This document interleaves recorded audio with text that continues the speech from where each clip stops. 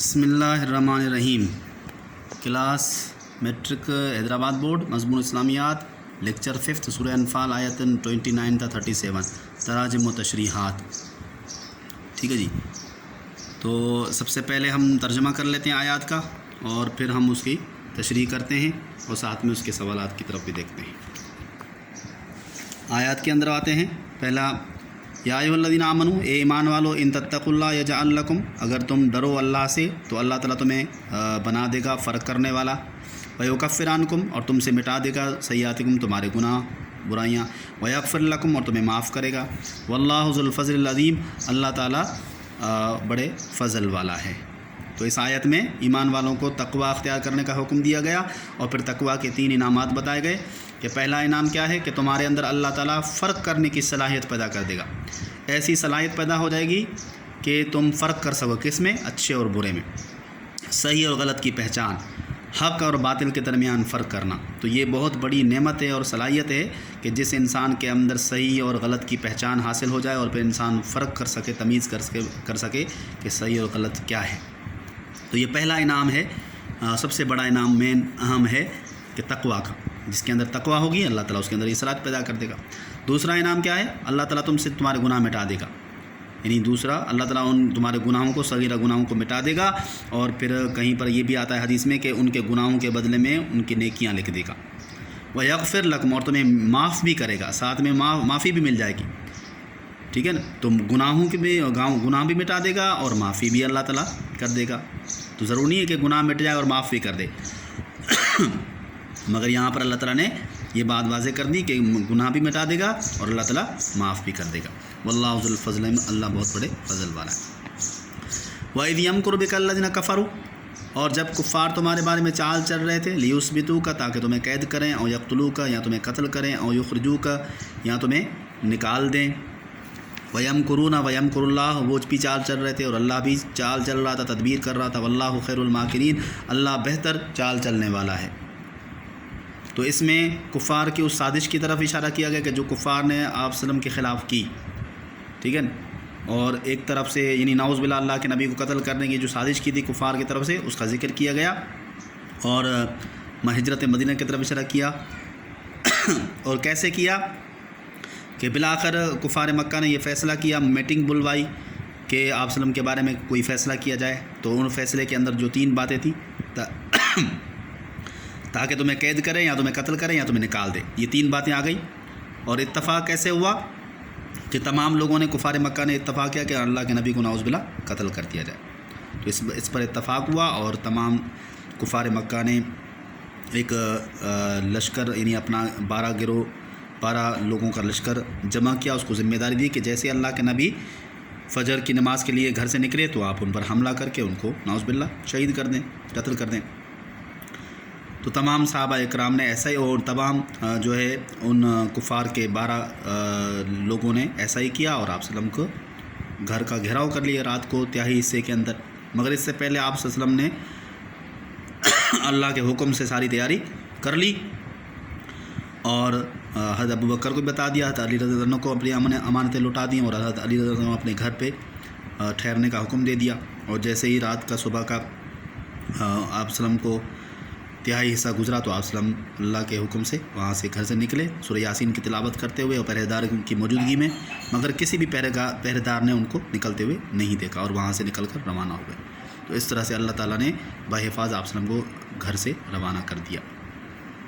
اور یہ اسی کا ذکر کیا گیا کہ کفار تمہارے بارے میں چال چل رہے تھے اور اللہ بھی تدبیر کر رہا تھا، اور اللہ بہتر تدبیر کرنے والا ہے، اور اللہ تعالیٰ بہتر حفاظت کرنے والا۔ تو اللہ تعالیٰ نے حفاظت کی، اللہ کے نبی کو یہاں سے نکال دیا۔ وَإِذَا تُتْلَىٰ عَلَيْهِمْ آیَاتُنَا، اور جب تلاوت کی جاتی ہے ان پر ہماری آیات، تو قالوا، وہ کہتے ہیں، قد سمعنا، ہم نے سن لیا، لو نشاء، اگر ہم چاہیں، لقلنا مثل ھذا، تو اس جیسا ہم بھی کہہ سکتے ہیں، ان ھذا الا اساطیر الاولین، یہ تو پرانے لوگوں کی کہانیاں ہیں۔ تو جب تلاوت کی جاتی ہے ان پر ہماری آیات تو وہ کہتے ہیں ہم نے سن لیا، یہ تو پہلے بھی ہم نے پڑھا ہے۔ تو ایسا ہی وہ انہوں نے کفار مکہ کہتے تھے کہ یہ تو پرانے لوگوں کی کہانیاں، پرانے لوگوں کے قصے ہیں، اور یہ کلام کوئی عام کلام، یعنی کوئی خاص کلام تھوڑی ہے، یہ تو عام کلام ہے، ایسا تو ہم بھی کہہ سکتے ہیں۔ تو یہ جب باتیں انہوں نے کہی تو پھر اللہ تعالیٰ نے ان کو یہاں پر نہیں، کوئی اور جگہ پر ان کو کہا کہ چلو ایک آیت یا ایک سورت کا ایک آیت کا ٹکڑا بنا کے دکھاؤ، यहाँ चैलेंज नहीं, दूसरी जगह पर उनको चैलेंज दी कि चलो एक आयत या एक आयत का टुकड़ा बना के दिखाओ। तो जो बनाने में लग गए मगर नहीं बना सके। जब नहीं बना सके तो फिर अब अपनी कमज़ोरी कैसे छुपाएं? तो उन्होंने फिर दूसरा तरीका अख्तियार किया। वइज़ क़ाल अल्लाहुम्मा, और जब कहा उन्होंने अल्लाह से, या अल्लाह इन कान हाज़ा हुवल हक़, अगर ये तुम्हारी तरफ से सच है, फ़अम्तिर अलैना हिजारतम मिनस समा, तो हम पर आसमान से पत्थर बरसाओ, अवेतना बेअज़ाबिन अलीम, या हमें दर्दनाक अजाब दे दो। तो उन्होंने दूसरा तरीका ये अख्तियार किया कि या अल्लाह से दुआ की, कहा अल्लाह से कि अगर ये कुरान तुम्हारी तरफ से सच्चा है और हम झूठे हैं तो हम पर आसमान से पत्थर बरसाओ ताकि हम ख़त्म हो जाए, या हमें दर्दनाक अजाब दे दो, हमें ख़त्म कर दो। अगर हम झूठे तो हमें ख़त्म कर दो, अगर हम झूठे नहीं हैं तो इसका मतलब है हम पर अजाब नहीं आता, तो हम झूठे नहीं हैं, हम सच्चे हैं। तो ये उन्होंने तरीका अख्तियार किया अपनी कमज़ोरी को छुपाने के लिए। तो उसी छुपाने का फिर जवाब भी अल्लाह ताला ने दिया। वमा कान अल्लाहु, अगली आयत में, वमा कान अल्लाहु लियुअज़्ज़िबहुम व अंत फ़ीहिम, अल्लाह ताला नहीं अजाब देने वाला इस हाल में कि तुम उसमें मौजूद हो। वमा कान अल्लाहु मुअज़्ज़िबहुम वहुम यस्तग़फ़िरून, और अल्लाह ताला नहीं अजाब देने वाला इस हाल में कि उसमें मग़फ़िरत तलब करने वाले मौजूद हों। यानी अल्लाह ताला ने ये उनको जवाब दे दिया कि तुम लायक तो इसी के हो कि तुम्हें अजाब आ जाए, मगर आप सल्लल्लाहु अलैहि वसल्लम तुम्हारे अंदर मौजूद हैं।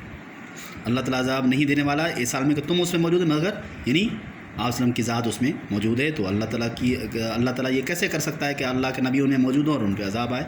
और अल्लाह की ये सुन्नत रही है कि जिस भी कौम के अंदर पैगम्बर मौजूद होता है अल्लाह ताला किसी भी कौम के ऊपर अजाब नाज़िल नहीं करता। यहाँ तो अल्लाह के नबी मौजूद हैं और इससे पहले भी जो अम्बिया गुजरे हैं, जब तक पैगम्बर उनके अंदर मौजूद था अल्लाह ताला ने अजाब किसी पर नाजिल नहीं किया। हाँ, आखिर में जब वक्त का पैगम्बर दुआ करता है तो फिर अल्लाह ताला उसको हुक्म देता है और फिर अल्लाह ताला उस पर अजाब नाजिल करता है।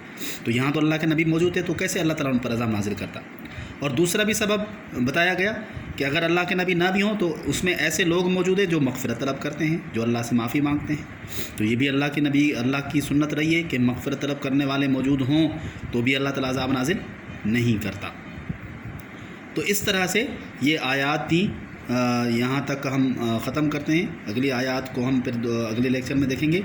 साथ में यहाँ इस आयत तक जो बातें हमने तशरीह की हैं उस आयत की तशरीह के हवाले से एक तो तक़वा और तक़वा के इनामात का ज़िक्र किया गया, और दूसरा आप सल्लम के बारे में जो कुफ़ार की साजिश थी उसका ज़िक्र किया गया, और तीसरा कुफ़ार की चैलेंज के हवाले से कि जिन्होंने कहा कि ये हम जो है ऐसा कलाम कुरान में हम बना सकते हैं, तो अल्लाह ताला ने कहा कि बना के दिखा, तो नहीं बना सके। तो फिर उन्होंने अपनी कमज़ोरी को छुपाने के लिए तरीका अख्तियार किया कि अगर हम झूठे तो हम पर आसमान से पत्थर बरसाओ ताकि हम ख़त्म हो जाए। और अल्लाह ताला ने उनको जवाब दिया कि तुम लायक तो इसी को, मगर तुम पर अजाब नहीं आ सकता, इसलिए कि अल्लाह के नबी तुम्हारे अंदर मौजूद हैं और मग़फ़िरत तलब करने वाले मौजूद हैं।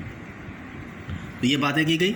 और इसी तरह से जो पहला सवाल है, पहले सवाल के अंदर भी यही बात है। आप देखें पहले सवाल जो है इस पहले तो ये देखें अल्फाज युस्बितु, वो कैद करें, मुकान सीटियाँ, फ़यरकुमऊ व जमा करें, असातिरुल अव्वलिन पहलों की कहानियाँ, तस्दिया तालियाँ।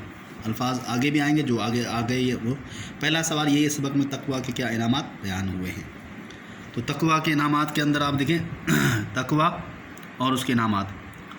तक़वा कहते हैं अल्लाह ताला से डरने को, गुनाहों से बचने को, अपने नफ्स पर कंट्रोल करने का नाम तक़वा है। तक़वा का पहला इनाम ये है कि फ़र्क करने की सलाहियत का पैदा करना, फ़र्क करने की सलाहियत का पैदा होना, यानी ऐसे इंसान के अंदर अल्लाह ताला अच्छे और बुरे की तमीज़ करने की सलाहियत पैदा करता है, हक़ और बातिल को पहचान सकता है। ये सलाहियत सिर्फ़ तक़वा वाले के अंदर होती है। दूसरा इनाम गुनाहों का मिटाना, यानी अल्लाह ताला तक़वा की वजह से इंसान के सगीरा गुनाह मिटा देता है और उनके बदले नेकियां लिख देता है। तो ये भी है कि गुनाहों को अल्लाह ताला मिटाता है, साथ में उसके बदले में नेकियां लिख देता है। तीसरा इनाम ये गुनाहों की माफ़ी और बख्शिश, यानी अल्लाह ताला जिसके अंदर तक़वा होती है ऐसे मुत्तकी शख्स को गुनाहों के मुत्तकी शख्स को माफ़ भी कर देता है। उनके ये अल्लाह की रहमत से वाबस्ता है कि गुनाह भी मिटा देता है और साथ में माफ़ भी कर देता है। तो गुनाह भी मिट जाएंगे और अल्लाह ताला की माफ़ी भी मिल जाएगी। तो ये पहला सवाल आपका यहाँ पर हल भी हो गया और ये आयत का तशरीह भी हो गई। उम्मीद है आपको समझ आ गई होगी, नहीं तो दोबारा इसको रिपीट करके देख सकते हैं कि उसके अंदर क्या क्या इनामात बताए गए हैं।